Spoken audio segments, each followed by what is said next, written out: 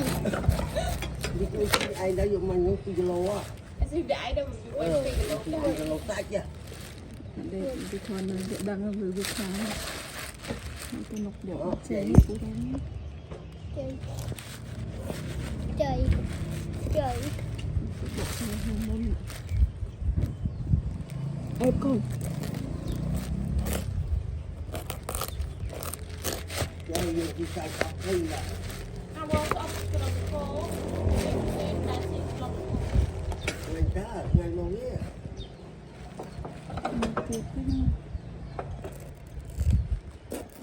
Phịch bùa hỏi. Thang nhằm thải.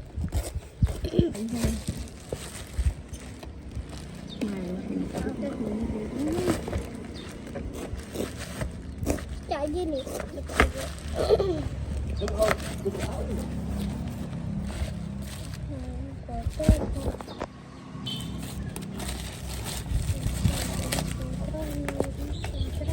Nên việc đôi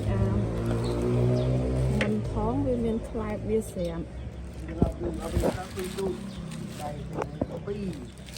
Đây thì bay giờ mình chầu lưng bông lưng thông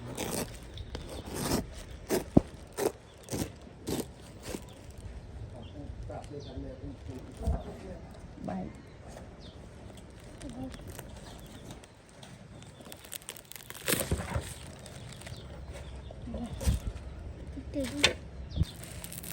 làm sao nữa? Rồi đó, đi toàn đo lên nữa.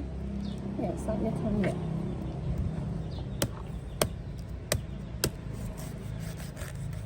Mẹ con nghiên bút tờ rên phố.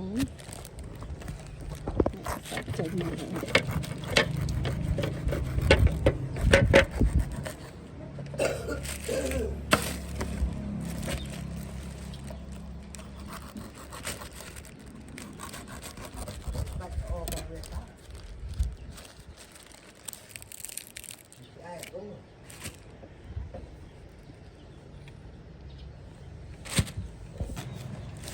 Nó khát cái thôi mà.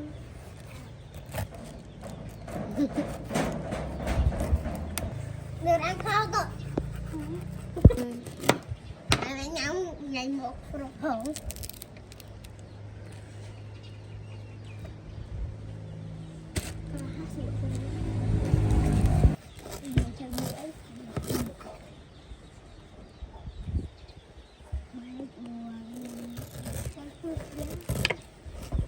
Để rung tay cái bốc một bài đua cái này người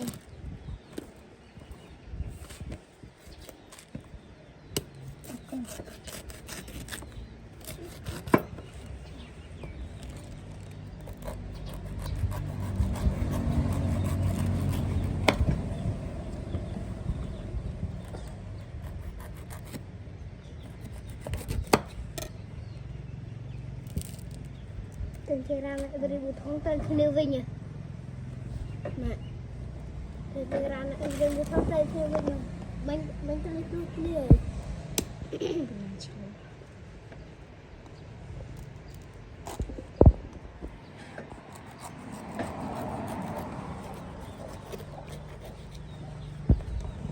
thà hương thà hương thà hương thà hương thà hương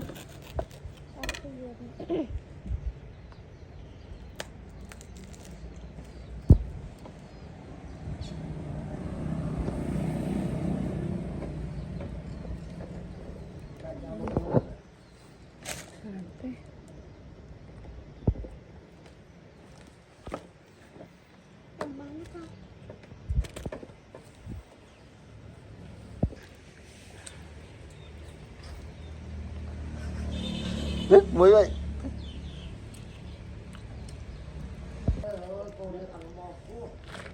phải nhắm mắt.